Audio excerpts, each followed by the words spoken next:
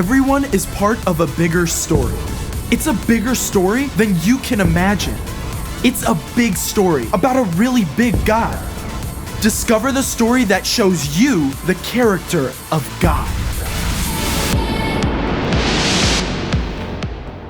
Hey, I'm Caleb, and it's no secret that this is my Bible. The Bible is more than a collection of stories or wise sayings.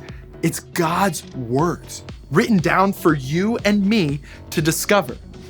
It shares the epic adventure of how God created us and loves us deeply, making a way for us to return, even when we turned away.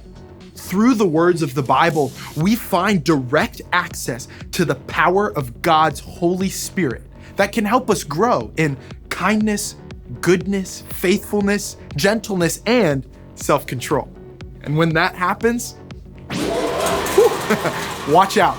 Because with that kind of power, we can change the world. I've got 5 stories to show you what it can look like. We get started in the book of Luke. Here, Jesus tells the story of a man on a road trip through dangerous territory. When the man is beaten up by robbers and left for dead, it seems sure that a religious leader or a teacher will stop to help. But instead, kindness comes from a person some people would cross the street to avoid. Now let's head back a few books to Matthew. As he teaches, Jesus shares a vivid word picture. You are the light of the world. Let your light shine so others can see it. Then they will see the good things you do, and they will bring glory to your Father who is in heaven. You may not feel like the brightest light every day, but that's the perfect time to let God's power shine right through you.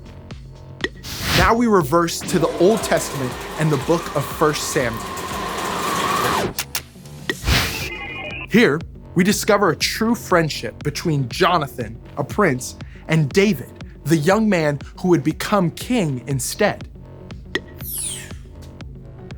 Jonathan could be jealous of David, and David could blame Jonathan for the terrible actions of his father, King Saul. Instead, both men promise to stick by each other no matter what, and they faithfully hold to that promise from the best of times to the very worst. Back to the New Testament now and the book of Mark. Jesus, full of God's power, can stop a raging storm on open water with a single word. And yet, when a group of kids run up, he doesn't turn them away. Instead, Jesus chooses gentleness and welcomes them with open arms. Now, we wrap up in the book of James.